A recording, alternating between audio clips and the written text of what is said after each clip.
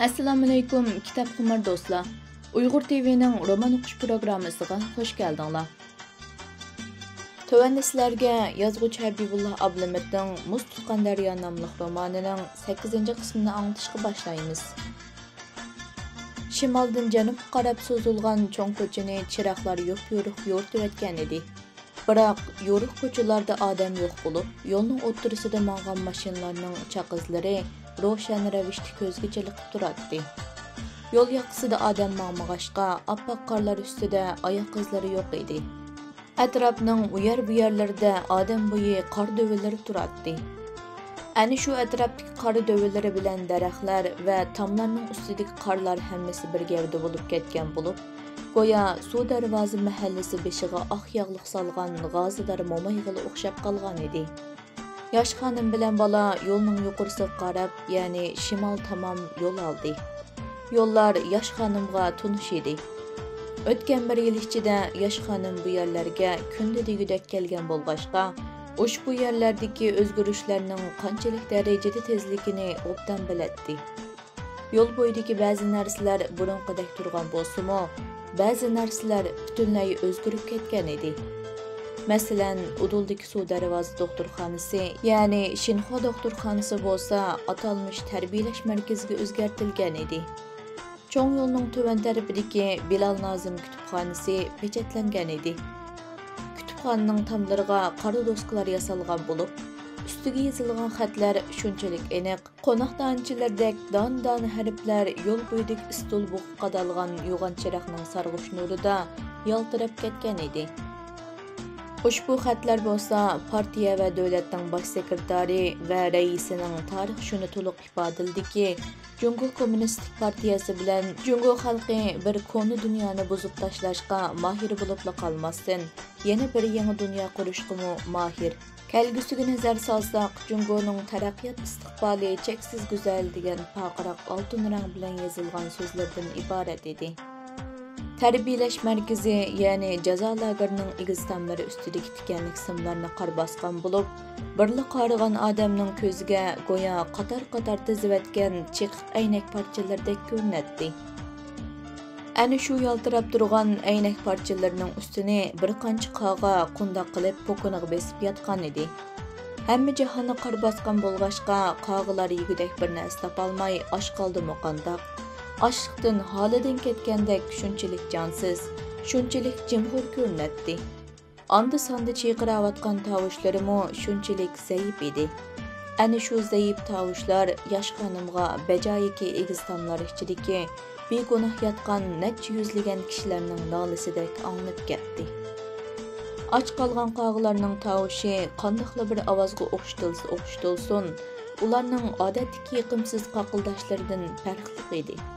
Tavuşlarda haqiqatan kishini o'yga soladigan, yurakka dard alamning turuqini chachadigan bir xil ovoz to'lqini bor edi. Balki qog'alar o'zlarining qo'ngan joyining qanday bir joy ekanligini ko'ngillarida his qilib yetgan bo'lsa kerak. Yosh xonim qog'alarning mushundaq kishi ko'nglini g'am andishiga soladigan tavush chiqara oladiganligiga bir jihatdan taajjublandi va ana shu egiz tomlarga va yo'g'on darvozaga birdan qarab turib qoldi. Lagerning yo'g'on temir darvozasi bo'lsa taqoqliq bo'lib, oldi yup-yo'riq edi. Shu damda mushu darvozaning ichida necha yuzlagan Uyg'ur va qozoq qarindoshlar so'nib yotadi. O'zining suyumli yo'ldoshi, yenidagi Narisida o'g'lining dadasi ana shu yo'g'on temir darvoza bilan egiz tomlar ustidagi tikanlik simlarning orqasiga band qilingan edi. Uning gunohi yo'q edi. Faqat yaxshi bir ma'rifchi va yaxshi bir yaxshi bir dada bo'lganlik uchun va yana Uyg'ur tarixini yaxshi bilganligi va bu tarixlarni ma'rif nazorati tarafidan tuzilgan darslik kitoblarni asos qilib turib, o'quvchilarga yaxshi o'rgatganligi uchunla mushundaq gunohkor mahbusga aylanib qolgan edi. Hatto neriroq cho'l darab ko'rinib turgan Bilal Nozim kutubxonasining qurg'uvchisi, peshqadam pedagog va ma'rif tadqiqotchisi, ko'zga ko'ringan adabiy tarjimon, jamoat arbobi Abduvali Muqayyid apandimo lagerga qamalgan edi. Ayni chog'da, ya'ni 2016-yili 3-oyda Bilal Nazım kütüphanəsinin nəhayət həşəmətli quruluşu tamamlanğan idi. Kütüphanenin umumi kölemi 500 kvadrat metr bolup, birli vaqtda 200 kişi bemalol kitap görəlaydigan çoğunluqda qilib yasalgan idi. İçiga o'rinlashtirilgan barliq ustal o'rindiqlari bilan kitap tuzg'uchlar va kitap shkaflarini qo'li chevar yog'ochchi ustalar barliq hunarni ishga solib, Uyg'ur hunar san'atining yuksak estetik go'zalligini namoyon qilgan asosda nihoyat chiroyli ham nihoyat chidamli qilib, sap yog'och materiallari bilan yasab chiqqan edi. Kütüpxanaga 30 ming parchadan oshiq kitap sig'adigan bo'lib, shu yili 5-oyning 1-kuni jamoatga haqsiz echib etilgan edi. Ayni chog'da ochilish murosimiga oblast va shahardagi munosabatli rahbarlar hamda atalmış Şinjan Uyg'ur Avtonom rayonining rahbarlari va har qaysi universitetlarning professorlari, yozuvchilar, shoirlar, axborotchi xodimlari bo'lib, nurg'un kishi qatnashgan edi. Uningdan boshqa ochilish murosimiga yana mush kutubxonaning qurilishi uchun iqtisodiy jihatdan qo'llab-quvvatlagan korxonachilar, boy savdogarlar va kütüpxanaga haqsiz ma'lum miqdorda kitob sovg'a qilgan ma'rifatchilarmi daxil bo'lgan edi. Ayni chog'da Guldur Qaras tantanalari ichida munbarga so'zga chiqqan Abduvali Muqayit apandi ochilish nutqida o'zining notiqlik talantini to'liq joriy qildirib, G'ulji shahrida bundaq bir qadar zamonaviylashgan kütüpxonaning ochilishining ahamiyati va uning tarixiy orqa ko'rinishlarini tilga olib, jarangli ovozi bilan mundaq degan edi. Baş Shoji Shi Jinping ilg'or madaniyatni yetakchi qilib, Jungo arzusini amalga oshirish chaqiriqining ilhomi bilan mushundaq bir kütüpxona qurib chiqib, shahar fuqarolarining madaniylik darajasini yuqori ko'tarishga tirishchanlik ko'rsatyapmiz. G'ulji shahri avtonom rayonimizda shonliq madaniyat tarixiga ega shaharlarning biri. Buningdan bir asr ilgari, ya'ni 1914-yili Foziljon Oqsoqolning tashabbusi bilan Tashlabki bozorida Nur kütüpxonasi qurilgan edi. Bu kütüpxonaga qo'yilgan necha ming parcha kitob ayni yillardagi o'qimishli odamlarning kitob i'ona qilishi bilan to'plangan edi. Shuningdan bir asr keyingi bugungi kunda g'uljiliklarning ana shu esil an'anasini joriy qildirib, mush kütüpxonani qurib chiqdik. Ushbu g'alaba va shon-sharaf barliq g'ulji xalqiga mansub. Mushu munosabat bilan bizni yaqindan qo'llagan barliq ma'rifat so'yarlarga, jumladan bizni qo'llagan har darajalik rahbarlarga, korxonchilarga samimiy rahmatimizni bildiramiz. Va mushu kütüpxonani to'ldirish uchun haqsiz kitob sovg'a qilgan barliq kitob qomar ma'rifatchi qarindoshlarimga chin yurakimdan tashakkurlarimni bildiraman. Ana shu ochilish murosimiga yosh xonimmo suyumli yo'llashi bilan birga qatnashgan edi. Bularmo o'z yurtida bundaq bir cho'ng kütüpxonaning ochilganligini anglab, mushu yaxshi ishda o'zlarining oz to'la hissasining bo'lishini orzu qilib, kütüpxonaga 110 kitob i'ona qilgan edi. Ayni chog'da shaharda chiqadigan gazetning bosh betiga Bilal Nazım kütüpxonasining ochilishi haqida bir axborot maqolasi besilgan edi. Maqolaning avtori Abduvali Muqayit apandining o'z xalqidan kutadigan orzulari qo'shib, kütüpxonaga kitob i'ona qilish to'g'risida o'z xalqiga qilgan chaqiriqini qo'shib yozgan edi. Ya'ni Abduvali Muqayit apandi o'z tashabbuslari tuvandagi 2 nuqtaga markazlashtirib mundaq degan.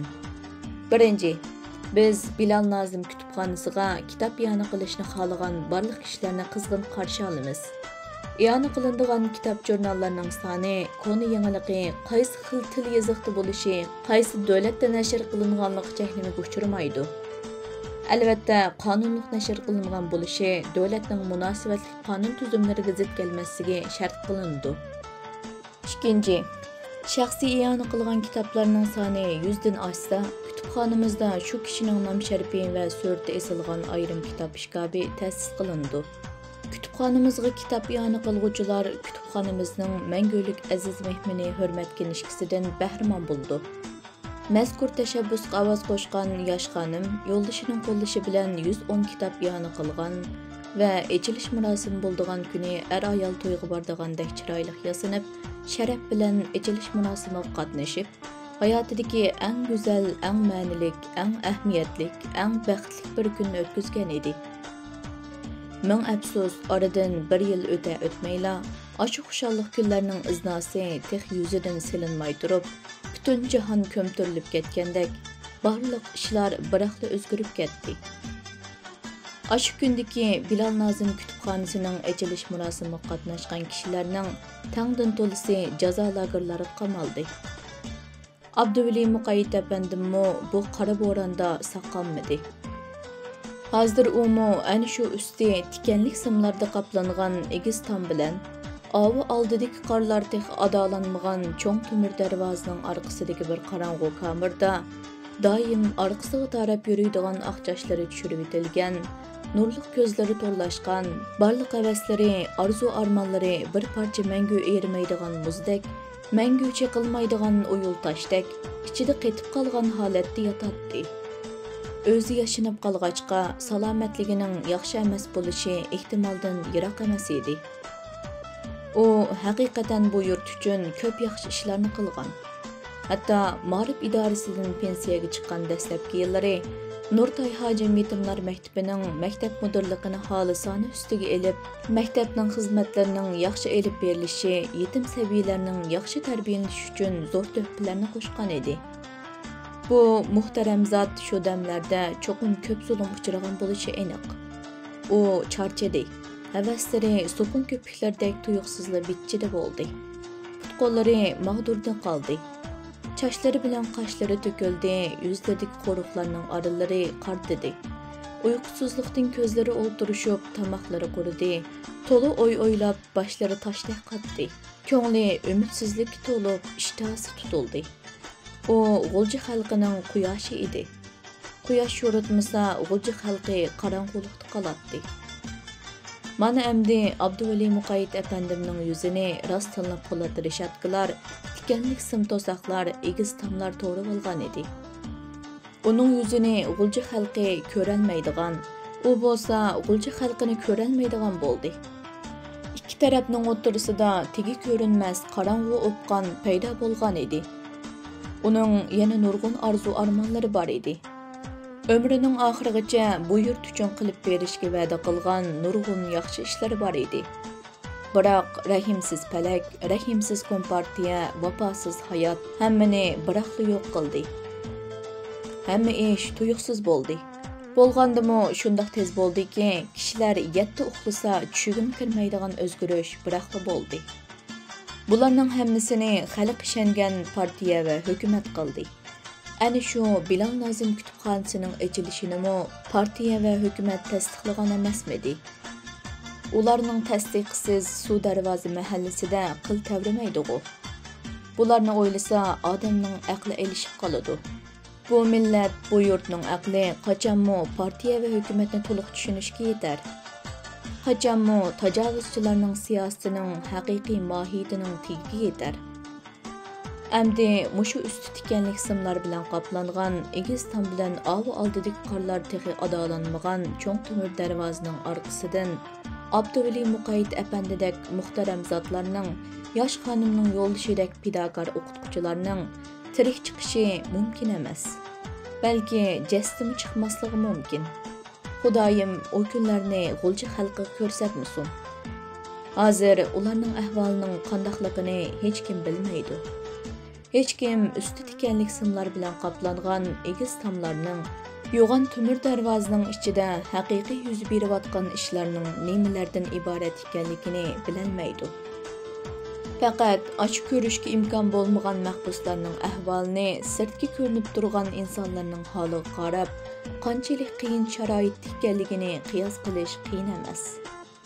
Mutlaq aşı üstü tikanlik simlar bilan qaplangan egiz tomlarning yo'g'on temir darvozaning ichida xuddi turmadagiga o'xshash har xil qiyin qistoq nerv inkoslarni xotiralaydigan uskuna, uzoq uyqusizlik, yolg'izlik, kuchlik chiroq yo'riqi, qorong'u kamir va uzildirmay elib beriladigan so'roqlarning bo'lishi naqarar.